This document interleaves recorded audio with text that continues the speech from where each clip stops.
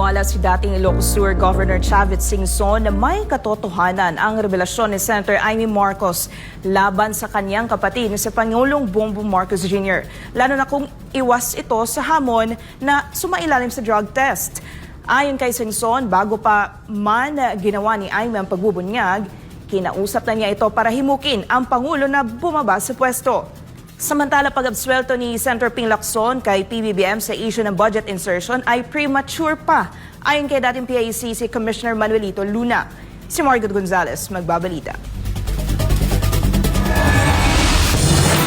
Pagkatapos ng matinding pahayag ni Senator Amy Marcos na umano'y drug user ang kanyang kapatid, sunod-sunod ang panawagan para sa Pangulo na bumaba sa pwesto. Protect the people and the state. Nangunguna rito ang dating gobernador na si Chavit Singson na dating sumuporta sa kampanya ni Marcos Jr. Bago pa man daw ang pagbubulkar ng senadora sa INC rally, kinausap na raw ni Singson si Amy upang himukin ang kanyang kapatid na bumaba sa pwesto. Kung sabi mo yung kapatid mo, magbitaw na lang. Honorable exit. Nobody's perfect. Nagkakamali naman lahat ng tao. Magsuri siya at magbitaw na. More honorable kako. Bago makakarinig siya ng mga masasama. Kaya narinig yan, binubura lang ang tao eh.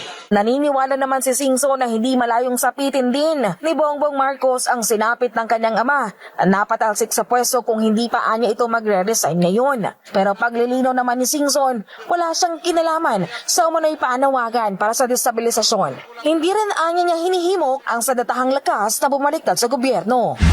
I want a peaceful movement. Hindi ko sinasabi na mag-withdraw na mga military. Kung maawa sila, nasa konsensya na yan. Konsensya lahat ng mga military. Kung ayaw nila, di mga sundalo, mga pulis, konsensya. Kung may konsensya pa sila mag-decide, hindi ako. Samantala, naniniwala naman si Singson na may katotohanan ang sinasabi ng presidential sister kung hindi kakasa si Bongbong Marcos at ang first family sa hamon na magpa-hair follicle test.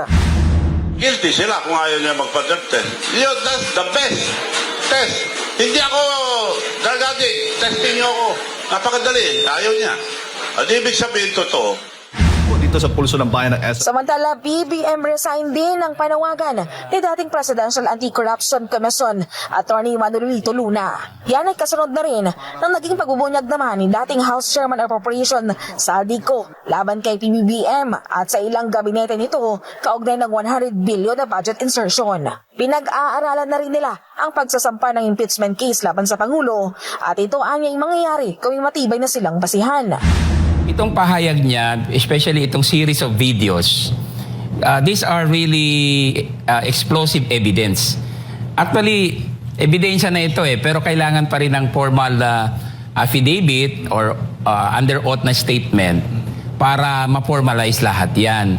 Pero the video itself is evidence, Sinabi naman ni Luna na premature pang sabihin na walang kinalaman ng Pangulo sa issue ng budget insertion gaya ng pahayag ni Senator Ping Lacson at Chairman ng Senate Blue Ribbon Committee. Matatanda na sinabi ni Lacson na batay daw kay dating DPWH Undersecretary Roberto Bernardo, ginamit lang umano ang pangalan ng Pangulo ni na dating DepEd Undersecretary Trygive Olivar at dating PLLO Chief Adrian Bersamin kaugnay ng budget insertion na inilantad ni Saldico na utos umano ng Pangulo. Ayon kay Luna, mas maiging agad na muling magpatawag ng hearing si Lacson para makilatis ang naging pahayag ni Bernardo.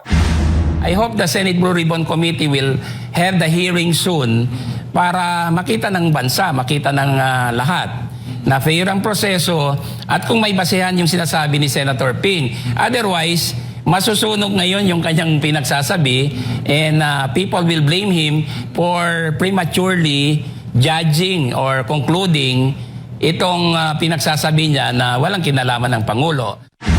Samantala, nagwelga naman sa harap ng Philippine General Hospital ang ilang grupo ng mga health workers at medical students para ipanawagan ang pagbaba ni PBBM sa pwesto dahil sa matinding isyu ng korupsyon.